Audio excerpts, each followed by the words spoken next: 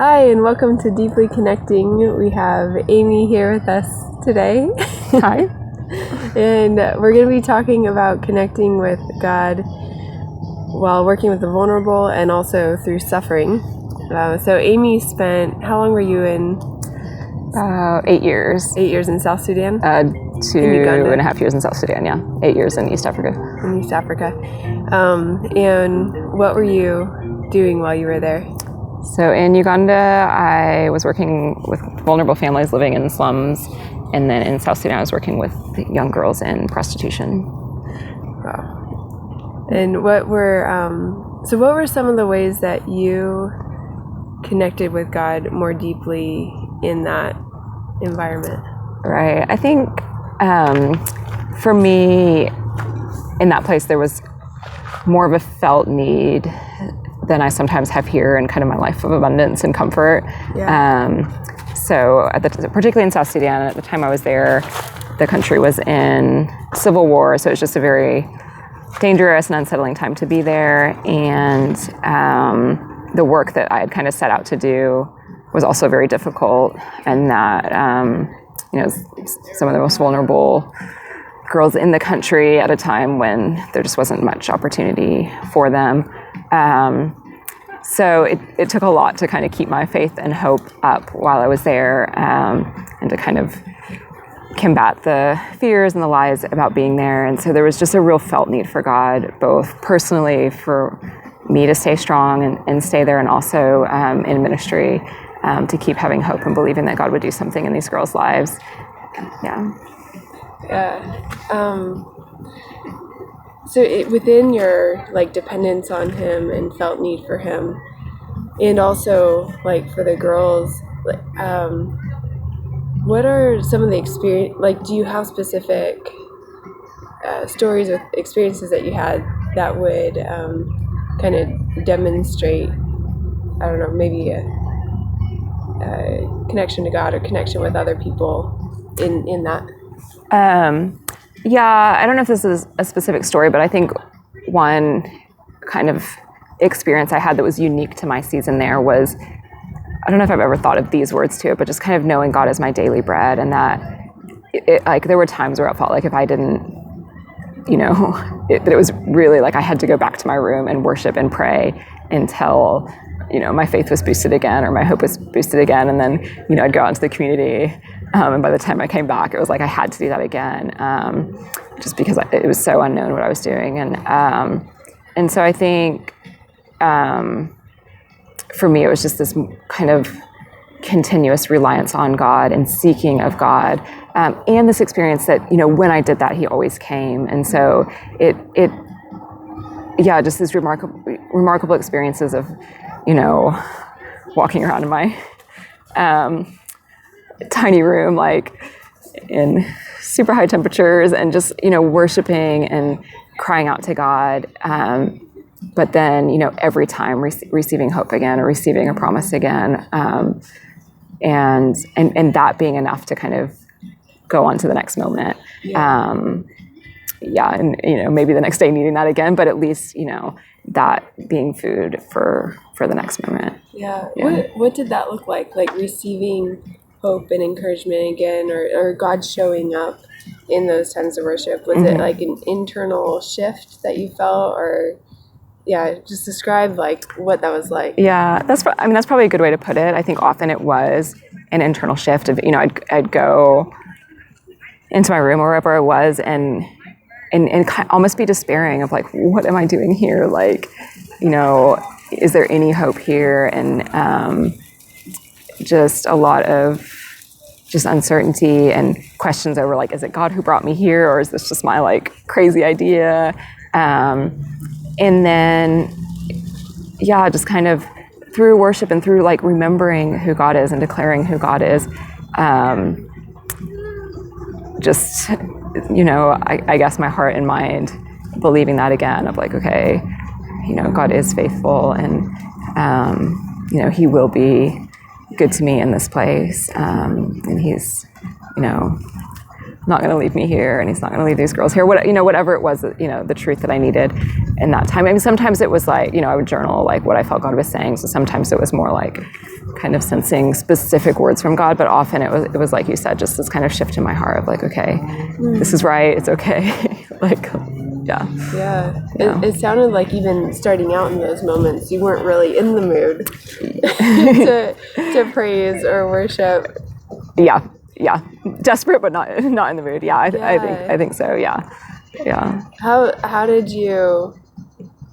I mean, would you just kind of like force yourself to do it, and then like while you were in that process, would your desire or mood change so that you were doing it? Like, I mean, yeah. Does that make sense? Yeah. I mean, I think in a sense there were fewer other options. In our life of abundance here, when we're in those despairing places or whatever it is, there's a lot of other options to kind of soothe our souls, right? We can call a friend or watch Netflix or 100 things, good or bad. And there's just fewer options. And so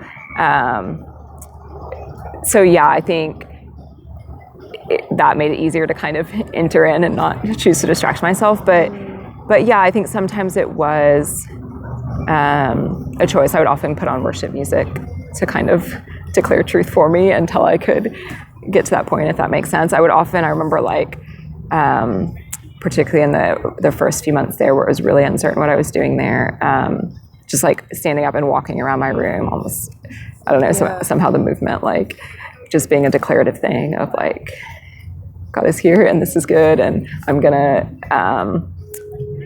stay and I'm gonna do this. Yeah. So do you feel like you're connecting with God more in those settings of suffering than you might in settings of comfort, or just look different, or what?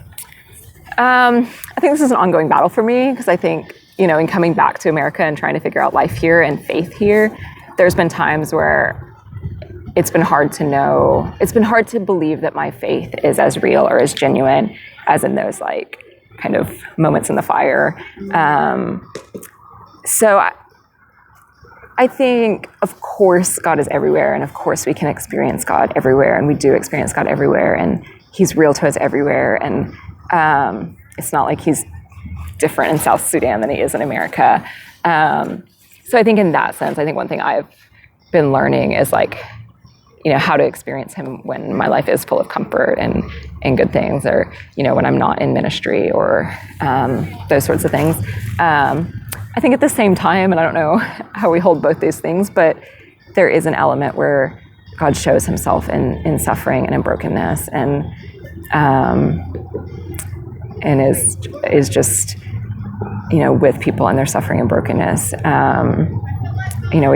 We had this like church in a brothel. Basically, we rented this room and would gather, and girls would come with with broken bones that they didn't have money to get treated, or with gaping wounds, or hungover from the night before, or actively drunk from the current morning, and so super messy and broken, and in hot 100-degree temperatures, and we would just like stand in this tent shack and worship and dance, and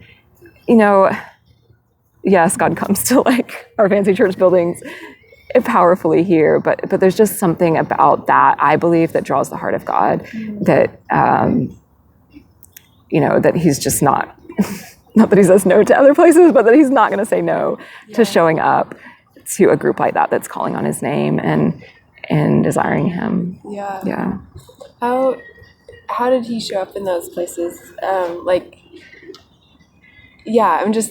picturing the scene that you painted, and what did it look like for Him to specifically come there? Do you know what I mean? Yeah. I wish in this mode I had, in that place had radical stories of transformation to share, of, girls coming out of prostitution or being healed. I think that's not often what we saw. Occasionally we'd have girls who would ask to leave, and we'd help them with that. But often it was just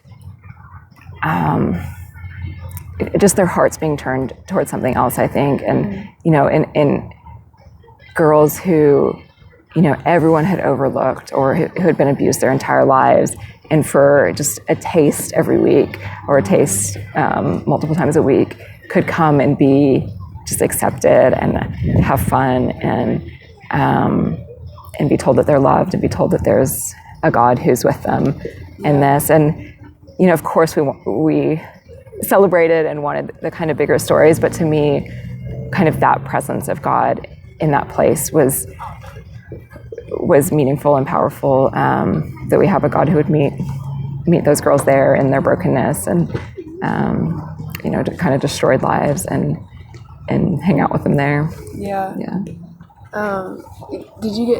Could you tell when God was really touching them? I know often it comes in the form of tears, but how when you're, I don't know, ministering to somebody or praying for somebody and you can just tell when God is doing something. Yeah.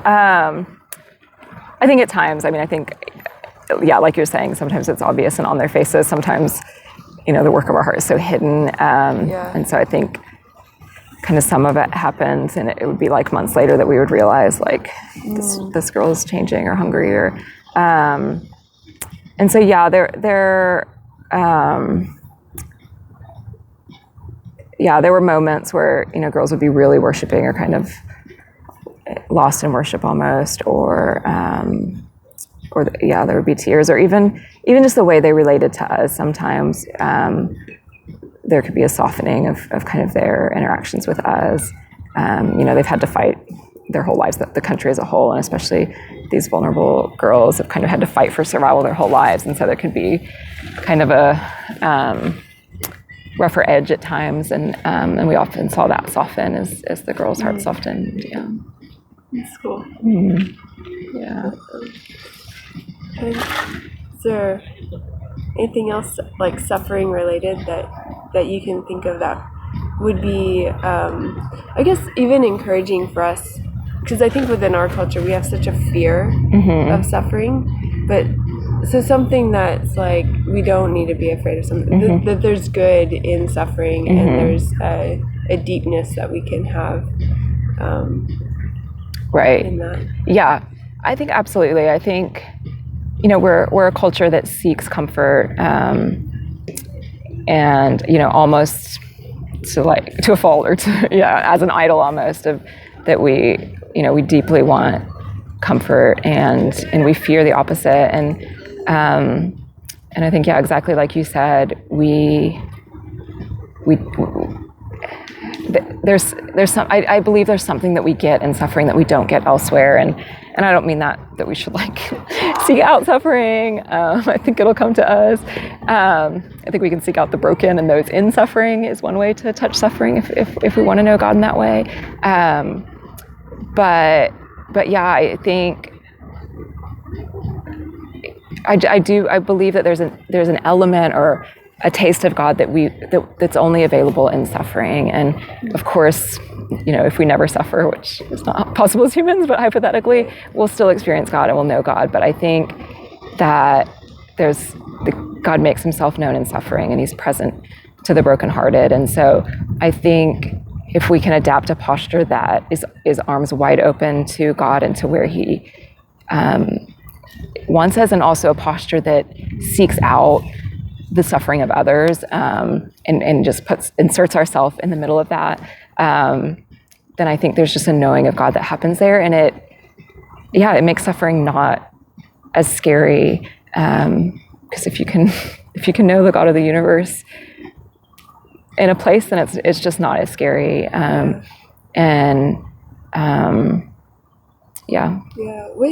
You mentioned having an extra sense of the sweetness of God and knowing him in a different way. I know sometimes it's hard to describe exactly what that means or looks like. Do you feel like you have a description for what that extra sweetness is, or what that extra knowing of God looks like?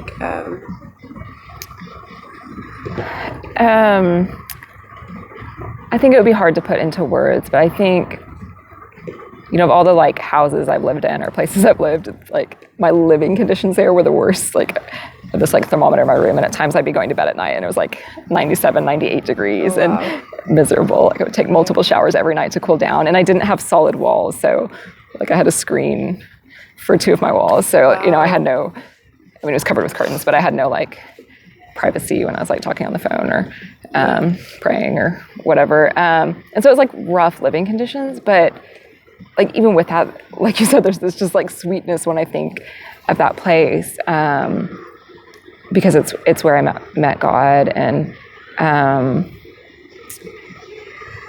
I think, I don't know, there's all these like different, like the song came on the radio yesterday and I told Daniel, this is a like South Sudan song. So there's just all these like moments of encounter with God that are so real that still like if I read a scripture that like God spoke to me then I like equate it with that time. And